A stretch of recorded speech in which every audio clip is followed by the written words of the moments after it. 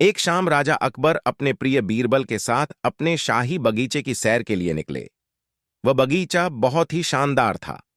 चारों ओर हरियाली ही हरियाली थी और फूलों की भीनी भीनी खुशबू वातावरण को और भी खूबसूरत बना रही थी।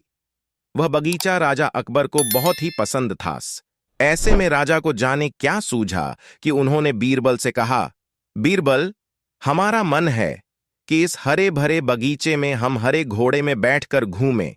मेरा दिल कर रहा है कि हम एक हरा घोड़ा लेकर आए और इस बगीचे में घूमें। इसलिए मैं तुम्हें आदेश देता हूं कि तुम 7 दिनों के अंदर हमारे लिए एक हरे घोड़े का इंतजाम करो।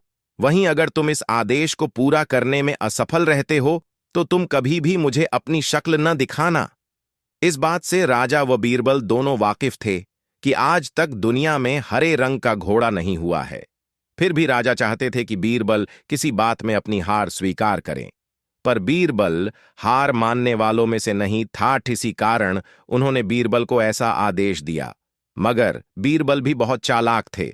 वो भली भांति जानते थे कि राजा उनसे क्या चाहते हैं। इसलिए वो भी घोड़ा ढूंढने का बहाना बनाकर 7 दिनों तक इधर उधर घूमते रहे।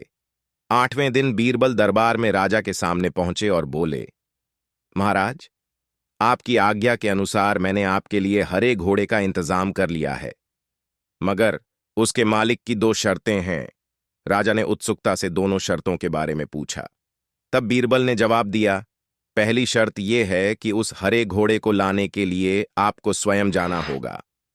राजा इस शर्त के लिए तैयार हो गए। फिर उन्होंने दूसरी शर्त के बारे में पूछा। तब बीरबल ने कहा, घोड़े के मालिक की दूसरी शर्त यह है कि आपको घोड़ा लेने जाने के लिए सप्ताह के 7 दिन के अलावा कोई और दिन चुनना होगा। यह सुन राजा हैरानी से बीरबल की ओर देखने लगे। तब बीरबल ने बड़ी सहजता से जवाब दिया, महाराज, घोड़े का मालिक कहता है कि हरे रंग के खास घोड़े को लाने के लिए उसकी यह खास शर्तें तो माननी ही होंगी।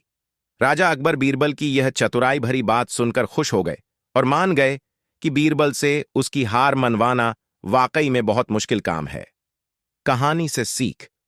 यह कहानी हमें यह सिखाती है कि सही सूझबूझ और समझदारी के साथ नामुमकिन लगने वाले काम को भी